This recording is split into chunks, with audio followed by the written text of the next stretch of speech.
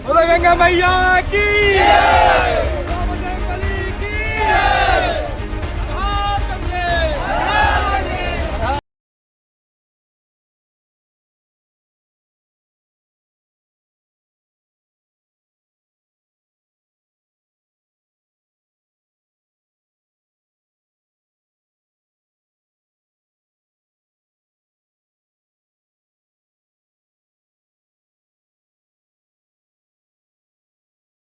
दोस्तों ऐसी मान्यता है कि अगर आप गंगा नदी में स्नान कर लेते हैं तो आपके सभी बुरे कर्म कट जाते हैं, मतलब आपने जो पाप किया है वो कट जाता है। अब इसमें सच्चाई क्या है उस पर हम नहीं जाएंगे दोस्तों, लेकिन एक ऐसा ही काम किया गया है। कैदियों को जो महाकुंभ है वहां के जल को लाया गया है और करीब 1500 कैदियों को उससे स्नान कराया गया है। तो क्या ये संविधान के तहत है?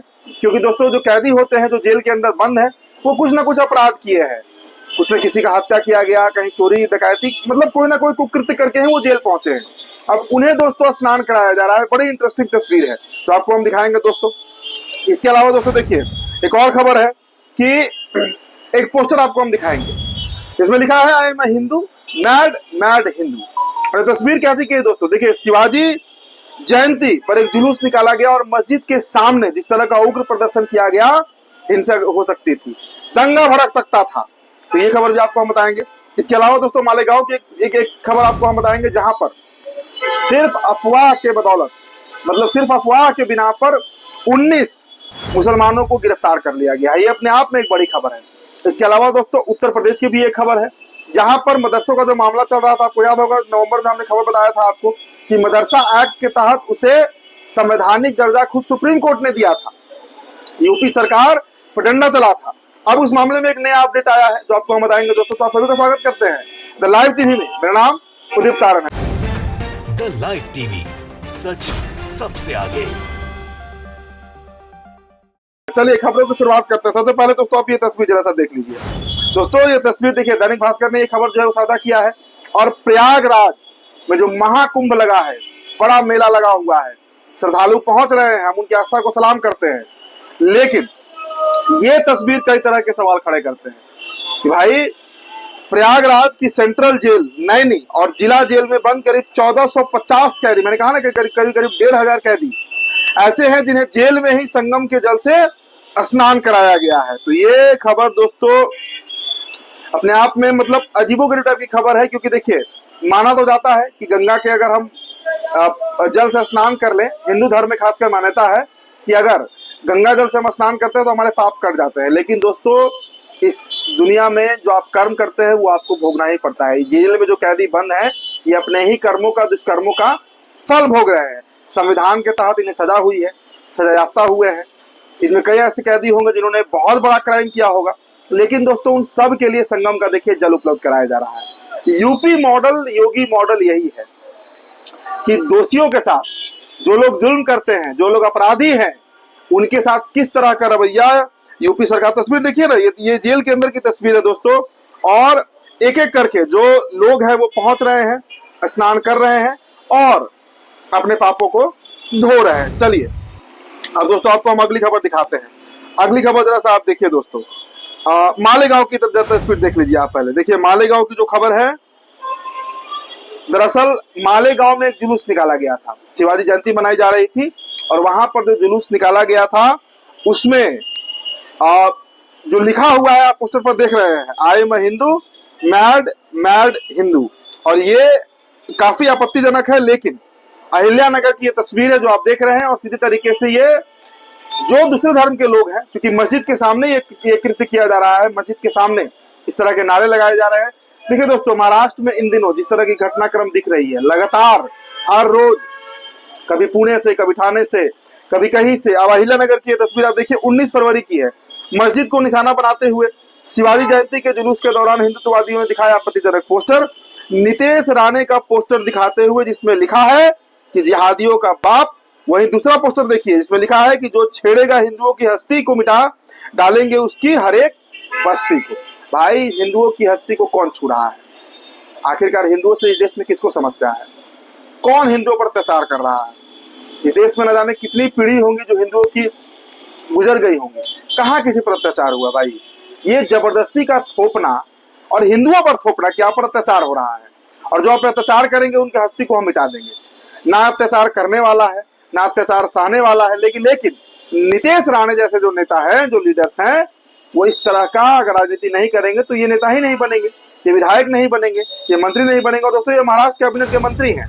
तो मालेगांव की तस्वीर आपने देखा जिसमें अनाप शनाप तरह की जो पोस्टरें हैं वो देखने को मिल रही हैं। चलिए दोस्तों, आपको अब एक और खबर हम दिखाते हैं। भाजपा के नेता हैं वीर सौम्या, आप जानते होंगे इनको। देखिए, दरअसल महाराष्ट्र की खबर है।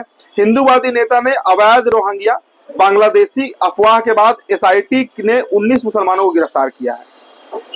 मामला दोस्तों पहले आप समझ लीजिए जरा। देखिए, दरअसल मामला है कि मालेगांव में सिर्फ अफवाह के बिना पर एसआईटी ने 19 मुसलमानों को गिरफ्तार कर लिया। जी हाँ, जिन्हें अवैध बांग्लादेशी बताया जा रहा है, रोहिंग्या बताया जा रहा है, और कथित तौर पर दस्तावेज संबंधित धोखाधड़ी के लिए इनको गिरफ्तार किया गया है।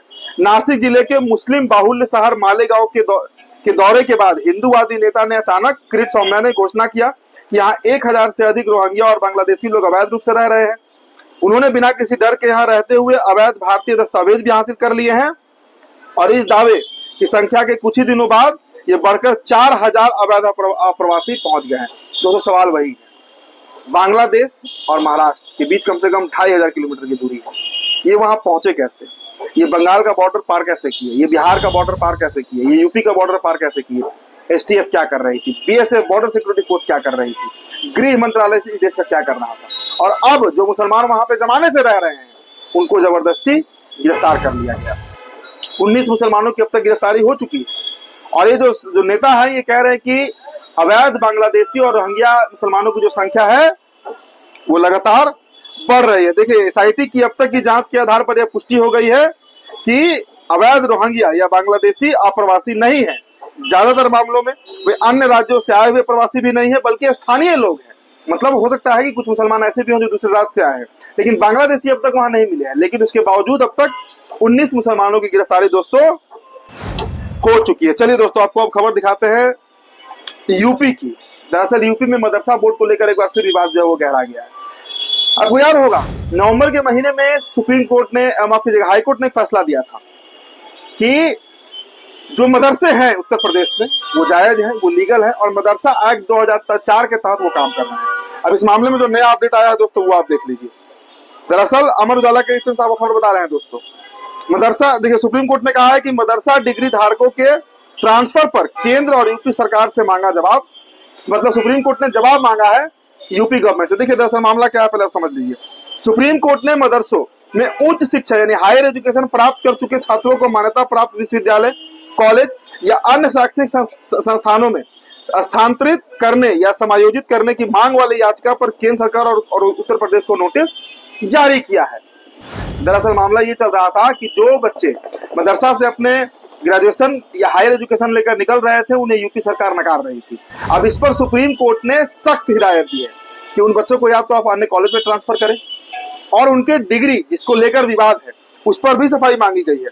सुप्रीम कोर्ट ने मदरसा में उच्च शिक्षा प्राप्त कर चुके छात्रों को मान्यता प्राप्त विश्वविद्यालय, कॉलेज या अन्य शैक्षणिक संस्थानों में ट्रांसफर करने या समायोजित करने की मांग वाली याचिका पर केंद्र सरकार और उत्तर प्रदेश सरकार को नोटिस जारी की है।